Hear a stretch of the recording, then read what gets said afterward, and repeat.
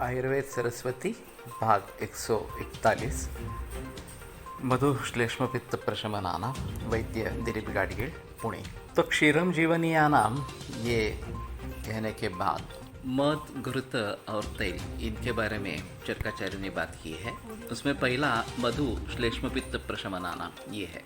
तो मधु का मतलब शहद या हनी मध इस प्रकार का है और वो कफ और पित्त इन दोनों के प्रशमन करने वाले द्रव्यों में सबसे श्रेष्ठ इस प्रकार का है। वैसे देखा जाए तो पुराने जमाने में पूरे विश्व भर में मध उपलब्ध होता था और उसका प्रचलन भी होता था। अभी मध का प्रचलन केवल दवा के अनुपान के रूप में रह गया है और कुछ आहार पदार्थों में इसका प्रयोग अभी किया जाता है। वैसे विदेशों में शुद्ध मध या अच्छा मध इस प्रकार का मिलता है और उसमें भी कोल्ड एक्सट्रैक्शन की भी एक मेथड है। मैं ऑस्ट्रेलिया में जाता था तो मेलबर्न में एक ही शॉप पे कोल्ड एक्सट्रैक्टेड हनी इस प्रकार का मिलता था और वो मैं हर समय जब वापस आता तो लेके आता वहाँ से। लेकिन अभी जो फिलहाल मध इकट्ठा किया जाता है उसमें उसको थोड़ा गर्म करना पड़ता है ताकि उसमें से जो अशुद्धियाँ है वो निकल जाती है।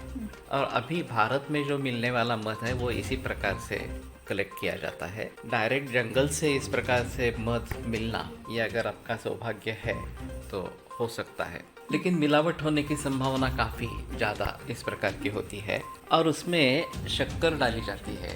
गवर्नमेंट ने खुद 40% शक्कर अलाउ की है मध में डालने के लिए। तो शुद्ध मध मिल पाना ये काफ़ी मुश्किल इस प्रकार का हो गया है। लेकिन ये कफ के लिए बेजोड़ दवा खास करके है और कफ के साथ पित्त का अनुबंध है तो भी मध बहुत अच्छा इस प्रकार का है। इसमें बात यह है कि एक मोयलेले नाम के यहाँ पे हमारे यहाँ वैद्य थे, उन्होंने मधुचर्या करके एक किया था कि मध ठंडा है या मध उष्ण है, इसके बारे में काफ़ी बहस हुई वैद्यों में।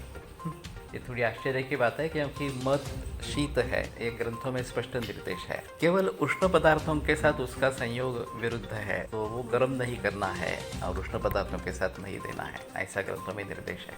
लेकिन फिर भी लोगों के प्रचलन में गर्म काढ़ा बना के उसमें मध डालना वगैरह इस प्रकार की बातें प्रचलन में है जो गलत है। अगर मध डालना है तो काढ़ा ठंडा करके फिर उसमें मध डालना है, या अवलेह वगैरह बनाते हैं उसमें भी मध डालते हैं, लेकिन वो अवलेह पूरी तरीके से ठंडा हो जाने के बाद उसमें मध मिलाते हैं।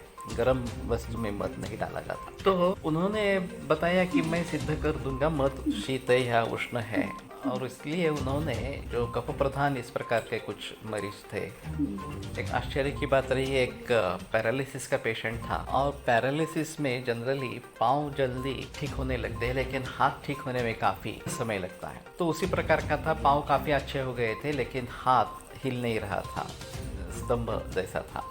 तो अग्नि अच्छा था लेकिन, तो उन्होंने उसको केवल मध पर रखा, जब भूख लगे तब मध ही खाना, बाकी कुछ नहीं खाना इस प्रकार से। और 1-1.5 दिन में ही उसका कफ कम हो गया वो और फिर उसका हाथ अच्छी तरीके से हिलने लगा, स्तंभ दूर हो गया।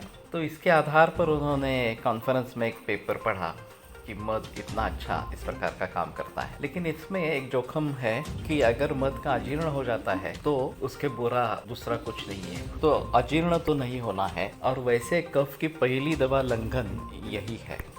आगे बोलेंगे।